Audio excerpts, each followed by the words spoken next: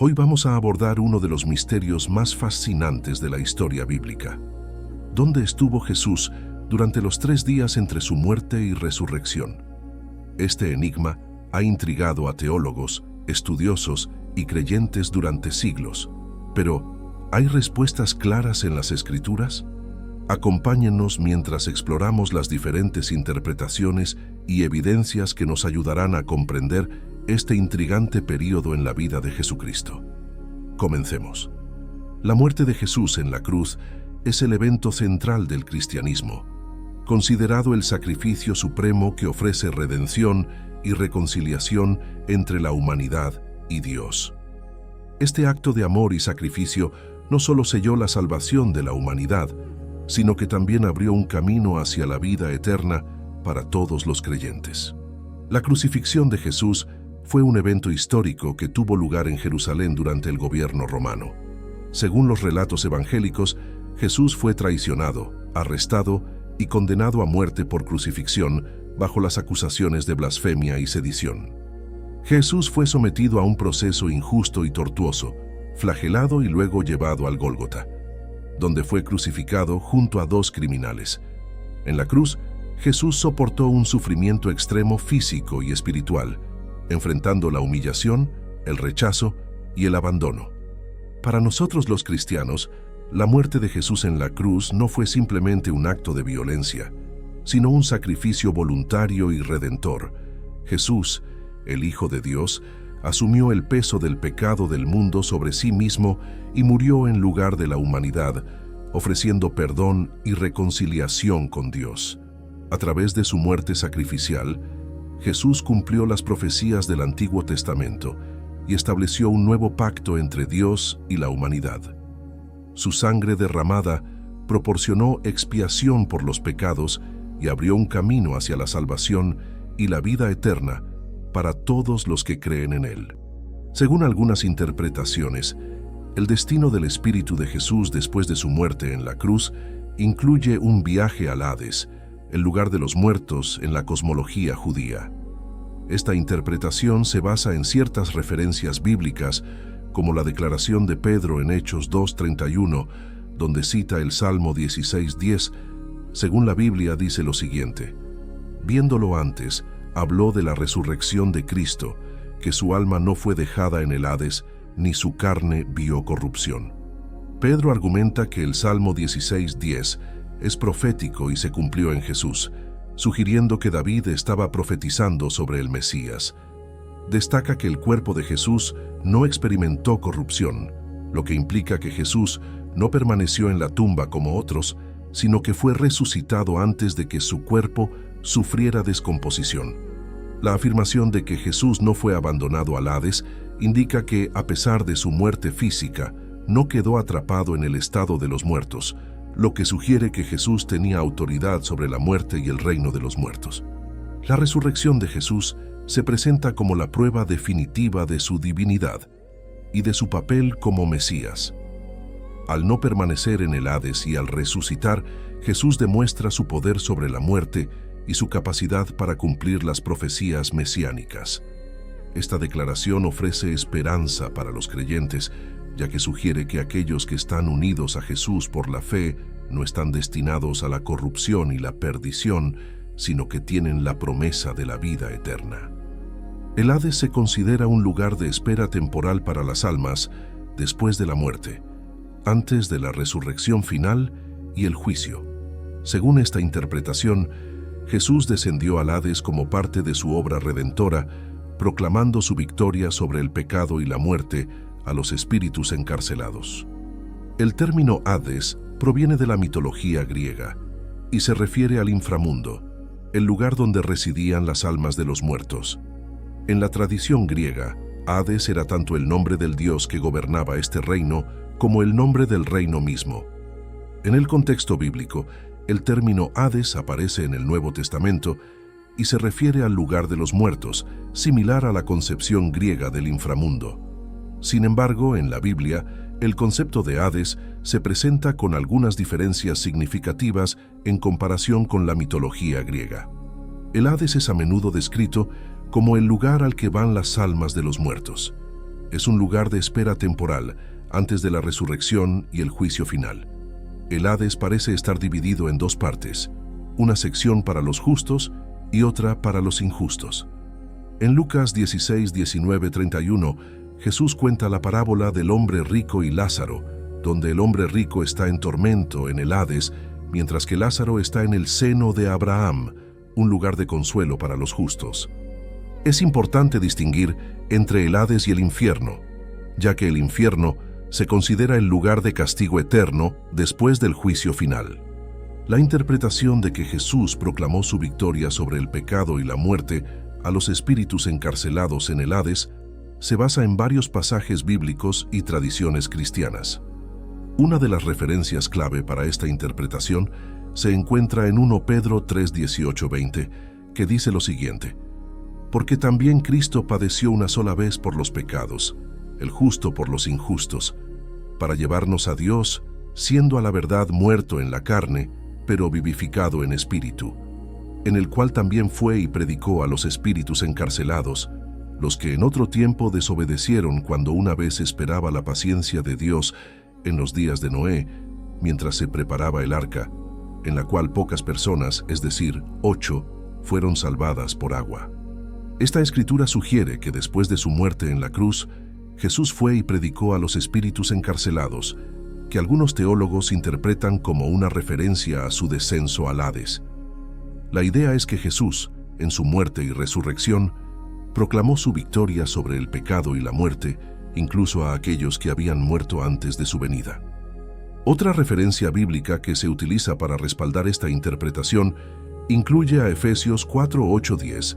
Efesios 4:8-10 dice: subiendo a lo alto, llevó cautiva la cautividad y dio dones a los hombres. Y eso de que subió, ¿qué es? Sino que también había descendido primero a las partes más bajas de la tierra.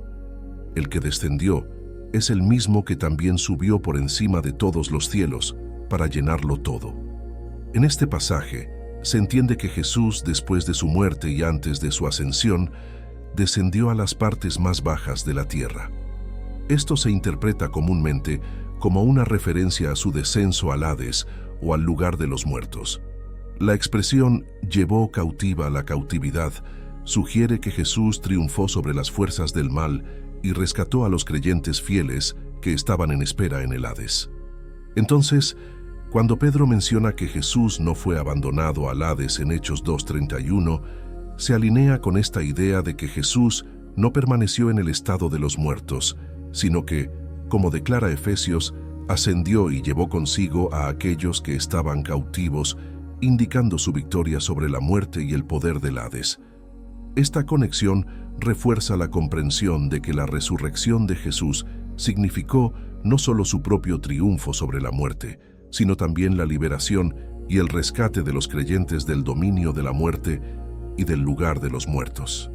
En Mateo 12:40, Jesús compara su propia muerte y resurrección con el tiempo que Jonás pasó en el vientre del pez. El versículo dice: porque como estuvo Jonás en el vientre del gran pez 3 días y 3 noches, así estará el Hijo del Hombre en el corazón de la tierra 3 días y 3 noches. Esta comparación establece una conexión entre la experiencia de Jonás y la muerte de Jesús, señalando específicamente el período de 3 días. Jonás estuvo en el vientre del pez durante 3 días antes de ser liberado, y Jesús afirma que Él también estará en el corazón de la tierra durante 3 días antes de su resurrección.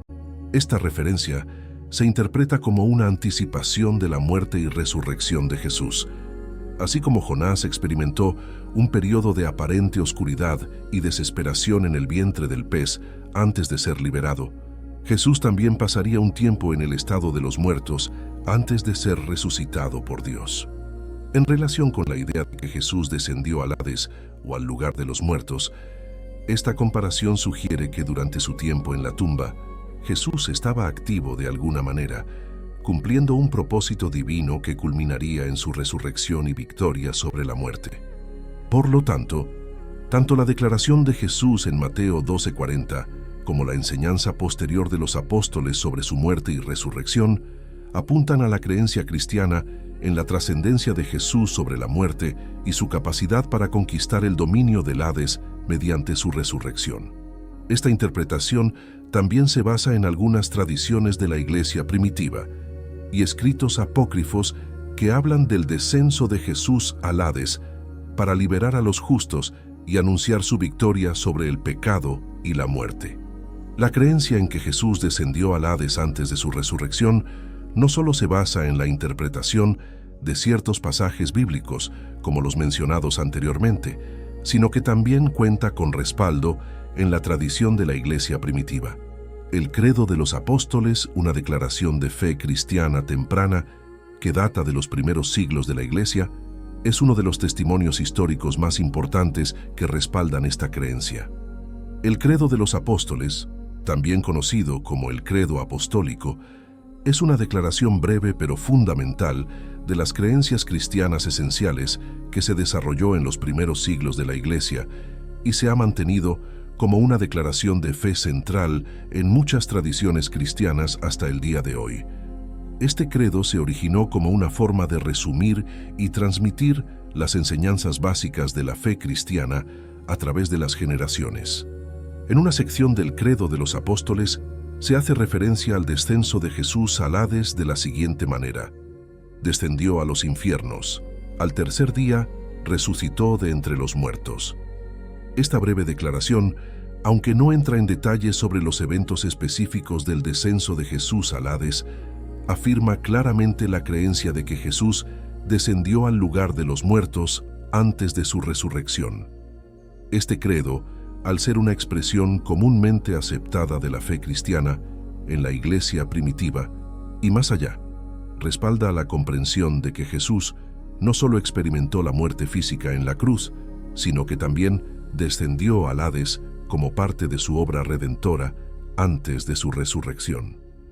Este respaldo de la tradición de la Iglesia primitiva proporciona una base sólida para la creencia en el descenso de Jesús al Hades y enriquece nuestra comprensión de su significado teológico y su importancia para la fe cristiana. Estos argumentos sostienen la idea de que Jesús predicó a los espíritus encarcelados en el Hades durante los 3 días entre su muerte y resurrección. Esta predicación se ve como parte integral de su obra redentora, proclamando su victoria sobre el pecado y la muerte, incluso a aquellos que habían muerto antes de su venida. Filipenses 2:10 es un pasaje que resalta la supremacía de Jesús sobre todas las cosas. Aquí está el versículo en contexto: para que en el nombre de Jesús se doble toda rodilla de los que están en los cielos y en la tierra y debajo de la tierra.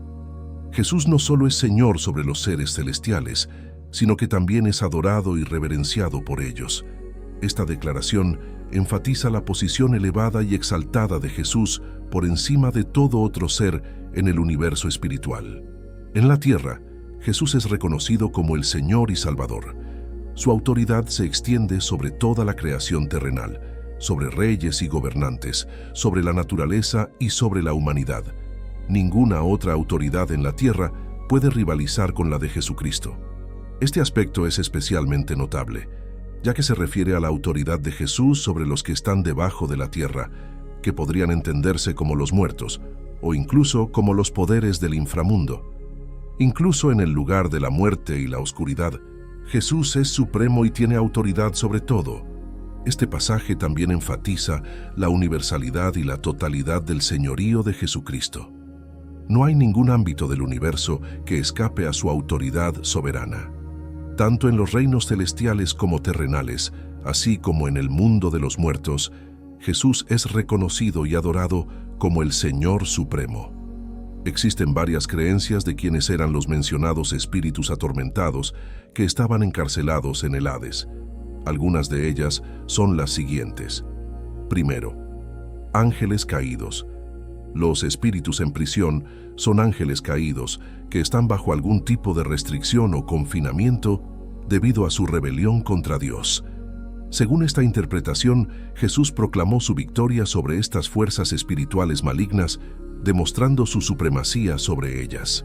Esta interpretación resalta que la proclamación de Jesús a los espíritus en prisión forma parte de su obra redentora, Al vencer a estas fuerzas malignas, Jesús está cumpliendo un aspecto crucial de su misión de redimir a la humanidad y restaurar la relación entre Dios y el hombre. Segundo, personas vivas en el tiempo de Noé. Algunos interpretan que los espíritus en prisión se refieren a las personas que vivían en los días de Noé, quienes, aunque físicamente vivas en el tiempo de la predicación de Noé, estaban espiritualmente en prisión debido a su incredulidad y pecado. Jesús, en su obra redentora, proclamó su victoria sobre el pecado y la muerte, ofreciendo la oportunidad de salvación incluso a aquellos que habían vivido en tiempos anteriores. Al interpretar los espíritus en prisión como personas vivas en el tiempo de Noé, esta perspectiva resalta el alcance de la obra redentora de Jesús, que no se limita al tiempo presente, sino que se extiende incluso a aquellos que vivieron en épocas pasadas. Esto refuerza la idea de que Jesús es el Salvador de toda la humanidad, ofreciendo la esperanza de salvación a todos, independientemente de su tiempo o circunstancias. Tercero, metáfora del juicio. Algunos intérpretes ven en este pasaje una metáfora del juicio divino sobre las fuerzas del mal. Según esta interpretación, los espíritus en prisión representan las potestades y principados espirituales que fueron derrotados por Cristo en la cruz, y su predicación simboliza la proclamación de su victoria sobre el mal y el triunfo del reino de Dios. La proclamación de Jesús a los espíritus en prisión se ve entonces como un acto simbólico que representa la declaración de su victoria sobre el pecado, la muerte y el poder de Satanás.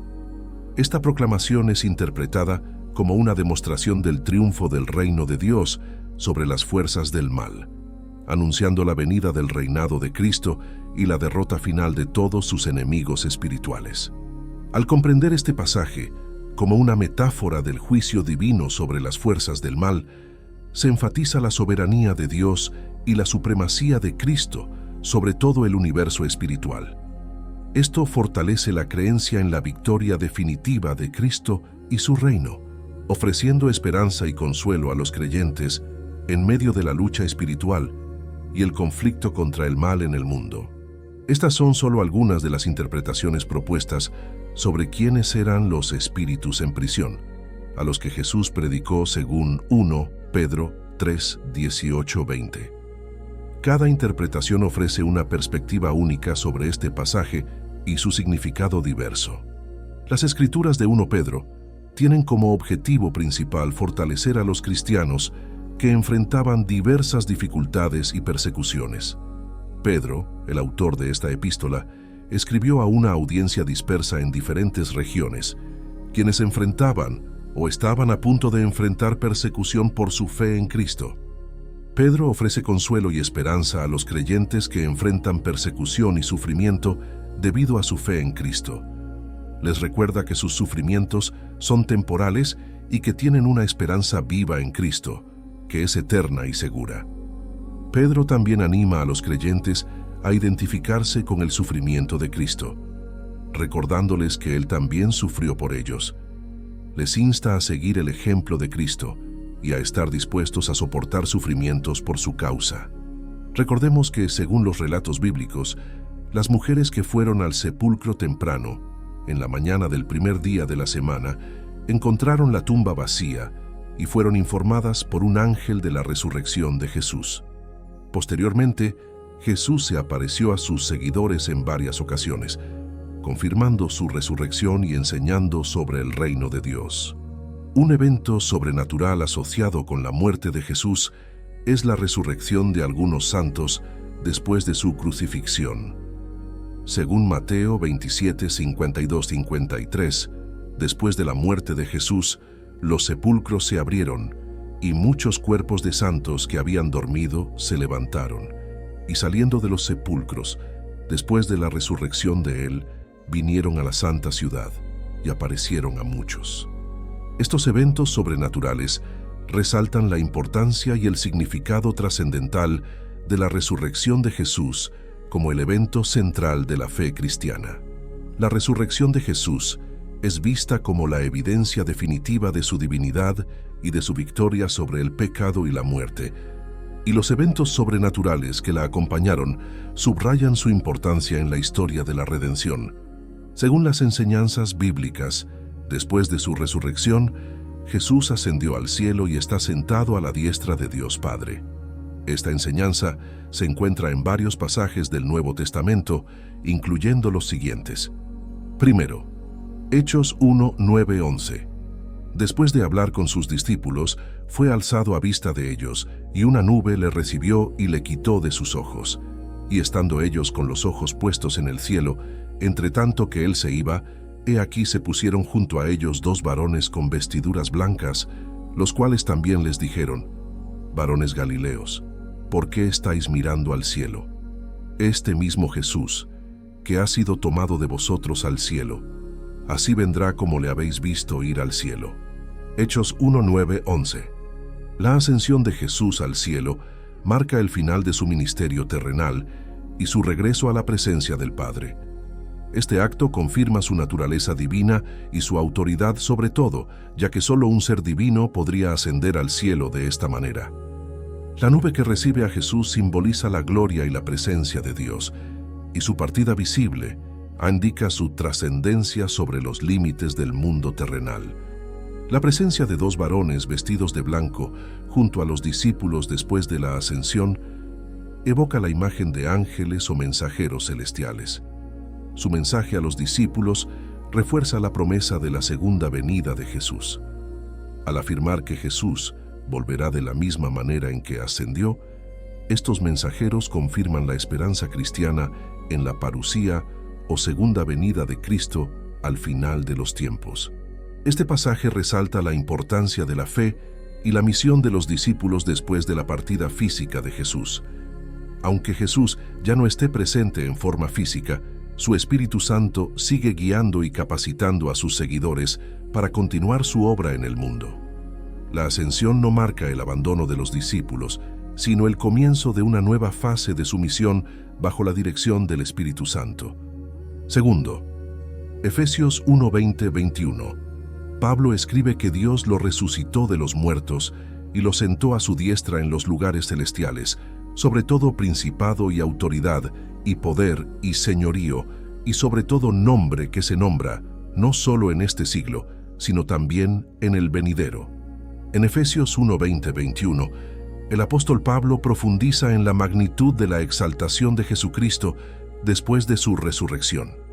Aquí, resucitar de entre los muertos no solo indica el hecho de la resurrección de Jesús, sino también su victoria sobre el poder del pecado y la muerte, inaugurando un nuevo orden espiritual y redentor para la humanidad. La expresión «sentó a su diestra en los lugares celestiales» es de gran importancia teológica. Este lugar a la diestra de Dios es un símbolo de autoridad, honor y poder supremo. Señala que Jesucristo comparte la misma posición y autoridad que Dios Padre, revelando su divinidad y su papel como mediador entre Dios y la humanidad. La frase «sobre todo principado y autoridad, y poder y señorío» destaca la supremacía de Cristo sobre todas las jerarquías espirituales, ya sean buenas o malas. Esto significa que Jesucristo está por encima de cualquier poder terrenal o celestial, incluidos los ángeles, los gobernantes humanos y las fuerzas espirituales malignas. Además, Pablo enfatiza que esta supremacía de Jesucristo no se limita al presente, sino que se extiende hacia el futuro. Su nombre es exaltado no solo en esta era, sino también en la venidera, lo que subraya su reinado eterno y su autoridad sin fin. Tercero, Hebreos 10:12. Pero Cristo, habiendo ofrecido una vez para siempre un solo sacrificio por los pecados, se sentó a la diestra de Dios. En el contexto de Hebreos 10:12, se está haciendo referencia al sacrificio único y completo que Jesucristo ofreció en la cruz como el Cordero de Dios que quita el pecado del mundo. Este versículo resalta la suficiencia y la eficacia del sacrificio de Cristo para la expiación de los pecados de la humanidad. Cristo ofreció un solo sacrificio por los pecados. A diferencia de los sacrificios repetitivos del Antiguo Testamento, que eran ofrecidos año tras año, El sacrificio de Jesús fue completo y suficiente para toda la humanidad y para todos los tiempos. No hay necesidad de más sacrificios, ya que el de Cristo cubre todos los pecados. El sacrificio de Cristo no necesita ser repetido. Su eficacia es eterna y se aplica a todos los que creen en Él. No hay necesidad de añadir nada más a su obra redentora, ya que su sacrificio es perfecto y completo. Después de haber completado su obra redentora en la cruz, Jesucristo se sentó a la diestra de Dios Padre. Esta posición denota autoridad, honor y exaltación. Al sentarse a la diestra de Dios, Jesús está en una posición de supremacía y poder, habiendo cumplido su misión en la tierra. La doctrina de la ascensión de Jesús y su posición a la diestra de Dios refleja su exaltación y soberanía como Señor y Salvador. Se cree que desde este lugar, Jesús intercede por los creyentes ante Dios y tiene autoridad sobre todas las cosas en el cielo y en la tierra. Además, se espera que Jesús regrese en gloria al final de los tiempos, como se profetiza en varios pasajes del Nuevo Testamento, incluyendo Mateo 24:30 y Apocalipsis 1:7. En su regreso, se espera que establezca su reino de manera visible y juzgue a vivos y muertos. La promesa de Jesús de preparar un lugar en el cielo para sus seguidores es una de las enseñanzas más reconfortantes y esperanzadoras del cristianismo. Esta promesa se encuentra en el Evangelio de Juan, capítulo 14, versículos 2 y 3, donde Jesús dice: «En la casa de mi Padre muchas moradas hay, si así no fuera, yo os lo hubiera dicho. Voy pues a preparar lugar para vosotros. Y si me voy y os preparo lugar, vendré otra vez y os tomaré a mí mismo, para que donde yo estoy, vosotros también estéis». Esta promesa sugiere la esperanza de la vida eterna para los creyentes, quienes pueden confiar en que Jesús está trabajando activamente para asegurar un lugar para ellos en la presencia de Dios. Jesús asegura a sus seguidores que Él va a preparar un lugar para ellos en la casa de su Padre. Esta afirmación es una garantía de que la promesa de Dios es segura y confiable, y que los creyentes pueden confiar en que recibirán la vida eterna en su presencia. La promesa de Jesús de preparar un lugar para sus seguidores implica que este lugar será personalizado y adaptado a las necesidades y deseos individuales de cada creyente. Esto sugiere que Dios conoce íntimamente a sus hijos y se preocupa por su bienestar y felicidad en la vida futura. Jesús promete regresar para llevar a sus seguidores consigo, para que estén donde Él está. Esta declaración sugiere la esperanza de la segunda venida de Cristo, cuando Él volverá en gloria para reunir a todos los creyentes con Él y establecer su reino eterno.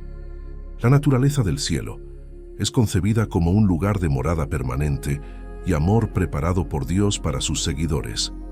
Esta idea se deriva de diversas referencias bíblicas que describen el cielo como un destino final glorioso y eterno para aquellos que tienen fe en Dios y siguen a Jesucristo. En el contexto de la promesa de Jesús de preparar un lugar en el cielo, se destaca la idea del amor de Dios como la fuerza impulsora detrás de esta preparación. Dios, en su amor infinito y eterno, ha provisto un lugar especial y personalizado para cada uno de sus hijos en el cielo. Esta preparación es un acto de amor divino que refleja el deseo de Dios de compartir su gloria y felicidad con sus seguidores. El cielo se presenta como un lugar de plenitud y comunión íntima con Dios. En el cielo, los creyentes experimentarán la plenitud de la presencia de Dios, su amor inagotable y su paz perfecta. La comunión con Dios y con otros creyentes será completa y sin obstáculos, y todas las lágrimas serán enjugadas. Apocalipsis 21:4. El cielo se considera la recompensa final para aquellos que han vivido una vida de fe y fidelidad a Dios. A través de la gracia salvadora de Jesucristo, los creyentes tienen la esperanza de heredar la vida eterna y la gloria del cielo como un regalo de Dios.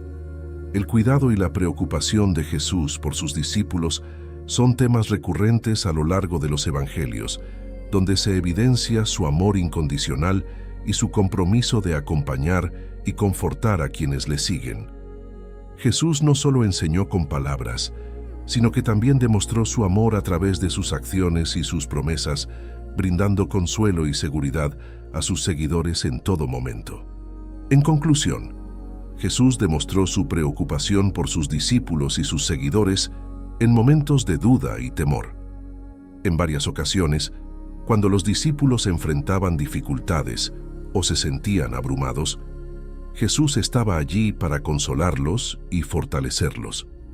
Por ejemplo, cuando los discípulos estaban en medio de una tormenta en el mar de Galilea y tenían miedo de naufragar, Jesús calmó la tormenta y les dijo: ¿Por qué estáis amedrentados, hombres de poca fe?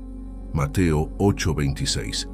En este y otros episodios similares, Jesús les recordó a sus discípulos su presencia constante y su poder para cuidar de ellos en cualquier situación.